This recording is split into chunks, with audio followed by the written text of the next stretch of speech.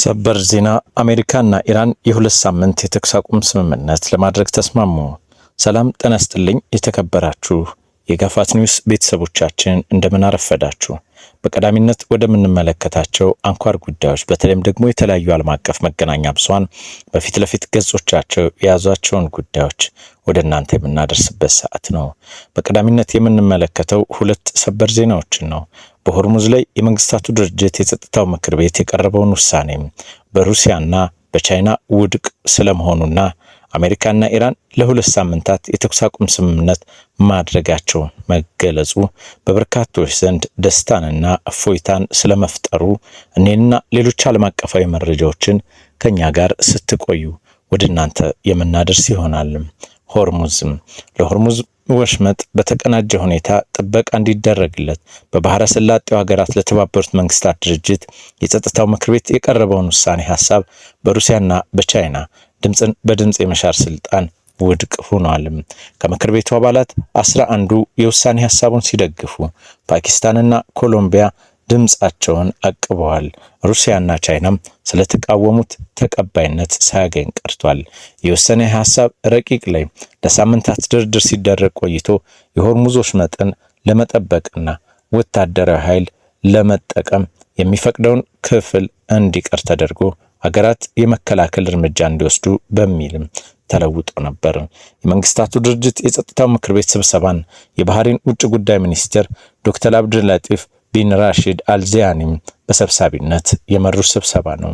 ሰብሳቢው ድምጹን ከመስጠቱም በፊትም የውሳኔ ሐሳቡን አዲስ ሁኔታን የሚፈራረም ሳይሆን በሆርሙዝ ላይ ኢራን የፈጠረችውን ተደጋጋሚ ችግር ለማስቆም አስፈላጊ በመሆኑ የቀረበ ነው ሲሉም አስረድተው ነበር።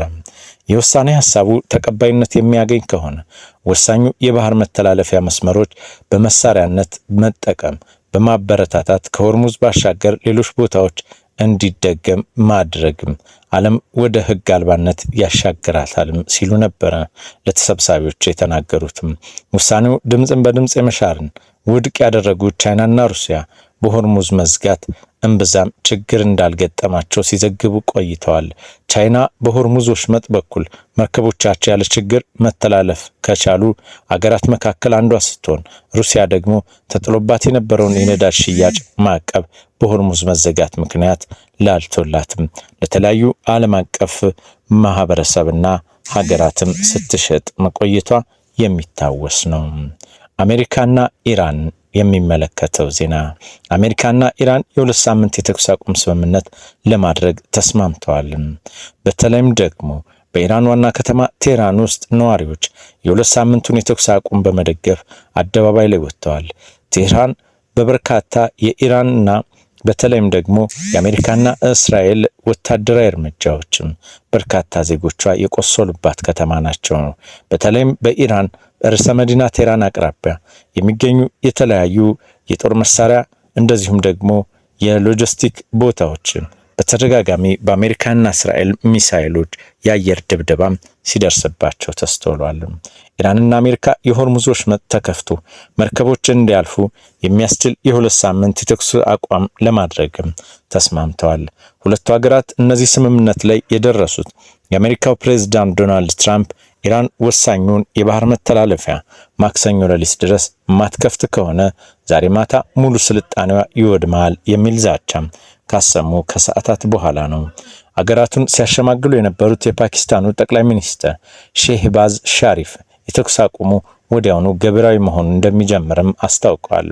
ፕሬዝዳንት ትራምፕ ቴህራን ከባህረ ሰላጤው የሚወጡ የነዳጅና ሌሎች ምርቶች መተላለፊያ የሆነውን የሆርሙዝ ወሽመጥን የምትከፍት ከሆነ ሁለት ሳምንት ለሚሆን ጊዜ ኢራን ላይ የሚፈጸመው ድብደባና ጥቃት ለማቆም መስማማታቸውን ገልጸዋል። ትራምፕ በትሩዝ ሶሻል ማህበራዊ ሚዲያ ገጻቸው ላይ ባሰፈሩት ጽሑፍም በዚህ ጊዜያዊ የተኩስ አቁም የተስማሙ ሁሉንም ወታደራዊ ግብ ስላሳኩና ከዚያም በላይ ስላገኙ እንደሆነ ጠቅሰዋል። በዚህ ሁለት ሳምንት ውስጥ ኢራን ከወታደራዊ ኃይሏ ጋር በመቀናጀት በሆርሙዝ ወሽመጥ በኩል መርከቦች እንዲያልፉም ትፈቅዳለች። ኢራን በበኩሏ 10 ነጥቦች ያሉት እቅድ ይፋ አድርጋለች። በእቅዱ ውስጥ ከተከታተሉት ጉዳዮች ውስጥ አንዱ ኢራን፣ ኢራቅ፣ ሊባኖስና የመን ውስጥ ጥቃቶች መቆም አለባቸው የሚል ነው። ኢራን ላይ የተጣሉ ማዕቀቦችን ለማንሳት ሙሉ ቁርጠኝነት እንዲኖር ማድረግ፣ በአሜሪካ ከተያዙ የኢራን ገንዘብና ሀብቶች መለቀቅ እንዲሁም በአገሪቱ ላይ የደረሰውን ውድመት መልሶ የሚገነባበትን ወጪ የሚሸፍን ሙሉ የካሳ ክፍያ መፈጸሙን በቅዱ ውስጥ ተጠቅሷል። የአገሪቱ መንግስት የኢራን ማንኛውም የኒውክሌር መሳሪያ እንዲኖራት ላለመፈለግ ሙሉ ቁርጠኛ ይሆናል ሲሉም ቃል ሰጥቷል። የኢራን ብሔራዊ ደህንነት ጠቅላይ ምክር ቤትን ባወጣው መግለጫ ይህ የኢራን ድል በፖለቲካው ድርድር ላይም ይጸናልም ብለዋል። የፓኪስታኑ ጠቅላይ ሚኒስትር ሻሪፍም የተኩስ አቁሙ እስራኤልና ኢራን የሚደገፈውን ሂዝቦላ ላይ ዘመቻ ከፍቻለሁ ባለችበት ሊባኖስ ውስጥም ተግባራዊ እንደሚሆንም ተናግረዋል። የእስራኤል ባለስልጣናት ግን በሂዝቦላ የተጋረጠ ስጋት እስከሚወገድ ድረስ ከሊባኖስ እንደማይወጡም ተናግረዋል።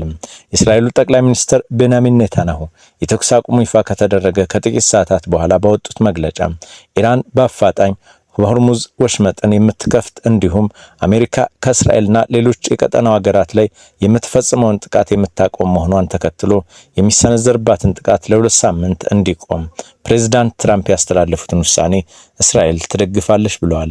የጠቅላይ ሚኒስትሩ መግለጫ አክሎም የተኩስ አቁሙ ሊባኖስን አያካትትም ሲሉ እስራኤል እግረኛ ወታደሮቿን ባሰማራችበት ጎረቤት ሀገርም ተፈጻሚ እንደማይሆን ገልጿል። ፕሬዝዳንት ትራምፕ በኢራን የተኩስ አቁም ለማድረግ ውሳኔ ባሳለፉበት ሂደት ውስጥ እስራኤል ምን ያህል ተሳትፎ እንደነበራትም ግልጽ አይደለም ሲሉም በርካቶች እየዘገቡ ይገኛሉ። አሜሪካና ኢራን ከሆርሙዝ ወሽመጥን ለመክፈት ከተስማሙ በኋላ የነዳጅ ዋጋ ቅናሽ አሳይቷል። አሜሪካና ኢራን ሆርሙዝ ወሽመጥን እንዲከፈትም የሚያደርግ የ2 ሳምንታት የተኩስ አቁም ለማድረግ መስማማታቸውን ተከትሎ ዓለም አቀፍ የነዳጅ ዋጋ ከፍተኛ ቅናሽ አሳይቷል። ዓለም አቀፍ የነዳጅ ዋጋን ለመለካት ጥቅም ላይ የሚውል የብሬንት ድፍድፍ ነዳጅ አንድ በርሜል ዋጋ በ13 በመቶ ገዳማ ቀንሶ $94.80 ገብቷል። በአሜሪካ የሚሸጥ ነዳጅ ደግሞ የ15 በመቶ ቅናሽ በማሳየት ዋጋው $96.75 ደርሷል። አሁንም ቢሆን ግን የነዳጅ ዋጋ የኢራንን ጦርነት ከመጀመሩ አስቀድሞ ሲሸጥ ከነበረበት በበርሜል $7 ገዳማ ዋና የጨመረ ሆኖ ቀጥሏል። በአሜሪካና በኢራን ጥቃት ከተከፈተባት ኢራን በሆርሙዝ ወሽመጥ በኩል የሚያልፉ መርከቦች ላይ ጥቃት እንደምትፈጽም ከዛተች በኋላ የመካከለኛው ምስራቅ ነዳጅ ጋዝ አቅርቦትም የተስተጓጎለ ሲሆን የኤነርጂ ዋጋም ከፍተኛ መጠን ጨምሯል። ወሽመጡ መዘጋቱን ተከትሎ ለረጅም ጊዜ ባህር ላይ የቆዩ በርካታ ነዳጅ ጫኝ መርከቦች በአሁኑ ስምምነት እንዲያልፉ እንደሚፈቀድላቸው ይጠበቃል። የመርከቦቹን ማለፍም ለዓለም አቀፍ የነዳጅ ገበያ ላይ ትልቅ እፎይታን እንደሚሆን በርካቶች እየዘገቡ ነው። ትራምፕም ከዚሁ ከመካከለኛው ምስራቅ ትኩሳት ሳንወጣ ትራምፕ ይህንን የሆርሙዝ ወሽመጥ ለማስከፈትና በኢራን ላይ ምን ያክል የጊዜ ገደብ አስቀመጡ? ፕሬዝዳንት ዶናልድ ትራምፕ በኢራን ላይ ጥቃት ከተጀመረበት የካቲት 21 2018 ጀምሮ በተለያዩ ጊዜያት ማስጠንቀቂያና የጊዜ ገደብ ሲያስቀምጡ ቆይተዋል። ጦርነቱ በጀመረበት መጀመሪያ ሳምንት ኢራን እጅ የማትሰጥ ከሆነ ከባድ ውድመት እንደሚደርስባት በመግለጽ ፕሬዝዳንቱ ከማስጠንቀቅ አልፎ ከ6 ሳምንታት በኋላ የኢራን ስልጣኔ በአንድ ሌሊት ዶጋመድ እንደሚሆን መዛታቸው የሚታወስ ነው። ቀደም ሲል ፕሬዝዳንት ትራምፕ ያወጧቸው ማስጠንቀቂያዎችና የጊዜ ገደቦችም እየተራዘሙ አሁን ዛሬ ሌሊት 9 ሰዓት ላይ የሚጠናቀቀው የመጨረሻ የኢራን መሪዎች ያሏቸውን እድል መሆኑን አስጠንቅቀዋል። ለመሆኑ ባለፉት 6 ሳምንታት ፕሬዝዳንት ዶናልድ ትራምፕ ለምን ያህል ጊዜ ማስጠንቀቂያና የጊዜ ገደብ አስቀመጡ? የመጀመሪያው ማስጠንቀቂያ መጋቢት 12 2018 ኢራን በ48 ሰዓታት ውስጥ የሆርሙዝ ወሽመጥን ካልከፈተች ከትልቅ ጀምሮ ያሏት ኃይል ማመንጫዎች ፍርስራሳቸው ይወጣል ብለውም ዝተው ነበር።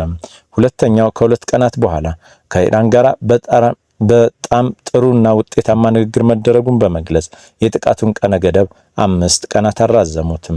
ሶስተኛው መጋቢት 18 2018 ዓ.ም ደግሞ በኢራን መንግስት ጥያቄ መሰረት የኃይል መሰረተ ልማቶች የማጥቃት ቀነ ገደባቸው በ10 ቀናት ማራዘማቸውን ሰኞ መጋቢት 28ን የመጨረሻውን ቀን አድርጎትም የ48 ሰዓት ማስጠንቀቂያ የሰኞ ቀነ ገደብ በተቃረበበት ጊዜ ፕሬዝዳንት ቅዳሜ ዕለት በኢራን ላይ ማዕት ከማዝነባቸው በፊት 48 ሰዓታት እንደቀሩ አስጠንቅቀው ነበር።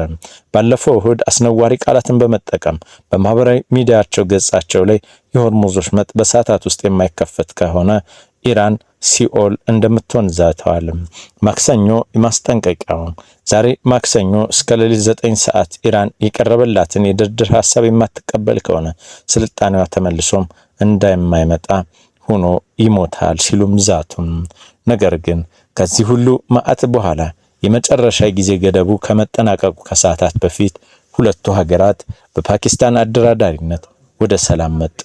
ውድ የጋፋት ኒውስ ቤተሰቦቻችን እኒህና የተለያዩ ዓለም አቀፍ መገናኛ ብዙሃን በፊት ለፊት ገጾቻቸው ይዟቸው የወጡትን መረጃዎች ከፈለጋችሁ የዩቲዩብ ቻናላችን ሰብስክራይብ፣ ኮሜንት፣ ላይክ እና አድ ያድርጉም።